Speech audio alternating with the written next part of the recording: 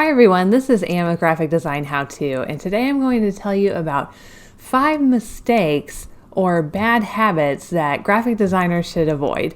And these are things that I've seen other graphic designers doing, but I am also guilty of doing them myself at some point in my career. Not all of them, but a lot of them. So, all right, let's get started. Number 1. The first mistake I see graphic designers doing sometimes is talking about freelance or working on freelance at work, even during a lunch break or something like that. And this is something I just never do, and I really recommend not doing this too. Everyone loves having freelance clients. It's exciting for us.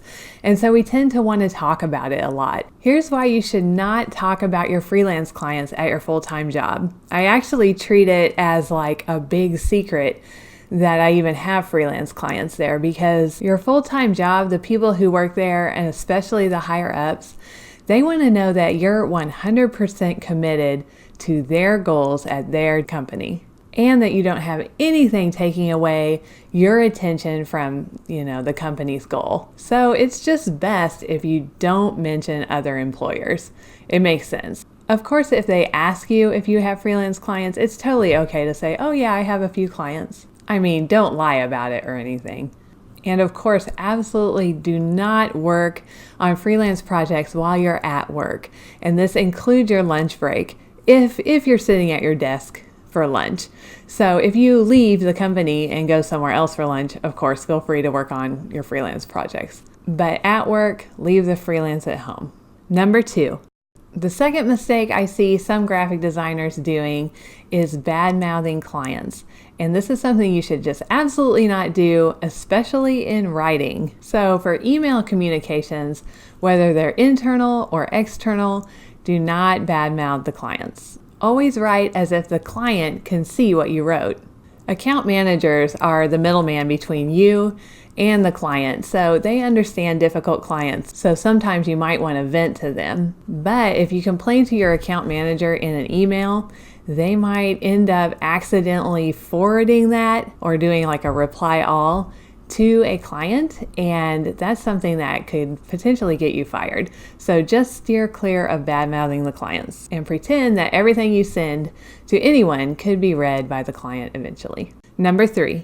The third thing is file naming and organization. One of our huge challenges as graphic designers is coming up with a good way to name files and organize them on a server. And actually, a couple weeks ago, I just made a video about this very subject, a good way to name your files. So you can check it out. I'll leave the link in the description below. So anyway, in my opinion, file names need to be consistent and searchable. In my opinion, they should include the client name, the title of the piece, and then a version number. And that way, as a file gets misplaced, it's easy to find just by searching. If your files are always a mess and no one can find them on the server, that's going to reflect badly on you, and that's not a good thing. Number 4. The fourth mistake is not reading the entire creative brief. Creative briefs are really important. They're written by someone who generally knows the client very, very well, and they know the challenges that their client is having. This is probably going to be somebody like an account manager. So they talk to the client every day. They know who the client's target audience is and a lot of those other types of things. A creative brief is sort of like a map that defines a problem and helps to lead the team, the creative team, to a solution. They sometimes include things like client competitors, target audience, as I said, and client preferences. And a lot of times, if you've worked with that client before, you might already know a lot of what's in the creative brief, so you might be tempted to just skip past all that information. But here's the problem. If you do your whole project without really paying attention to the brief, there's going to be a pretty good chance that you'll miss something. And when you do, your creative director will probably ask you, why didn't you include this thing that's in the brief? And you'll have to explain why it's not in there. Over time, if you keep doing this, your team is going to lose patience with you. And that's not good. Number 5. The fifth mistake is getting complacent. A lot of designers that have 15 to 20 years experience start thinking, oh, well, I'm a master at this and I don't need to learn anything new. And that is a huge mistake. We always need to learn new skills as designers. When I started out in college, web skills weren't required. We had classes for them, but it wasn't a requirement. That was for web designers. And also video skills weren't even really a thing yet. We had film classes and stuff like that, but YouTube wasn't part of the scene like it is today. But now you'll notice that if you're applying for graphic design jobs, those two things are in nearly every design listing. So it makes sense to get those skills. And it's actually one of the reasons that I started this YouTube channel. I wanted to get video skill under my belt. And I thought, well, at least if no one watches my videos, I'll still have known how to use Adobe Premiere Pro. So always be on the lookout for a new skill you can pick up. It'll help you across the board in your current position and also in future positions if you're looking for a new job. Bonus.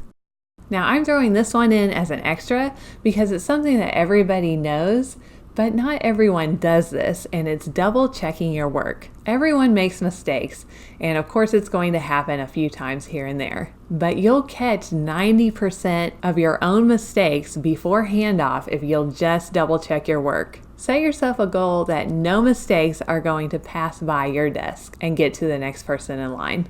I try to do this with every project I get, and if I do let a mistake slip by, I will go to that next person and expressly apologize for that because it takes time out of their day and it's a little bit annoying to have to send it back every single time to a graphic designer. And in the end, it ends up costing the company money. If you're always getting your work handed back to you because of mistakes, you're going to drive someone crazy. And that person just might be your boss. That's not good. All right, that's my video for this week. If you liked it, please click on the like button, and I'll see you next week with another graphic design video. Thank you.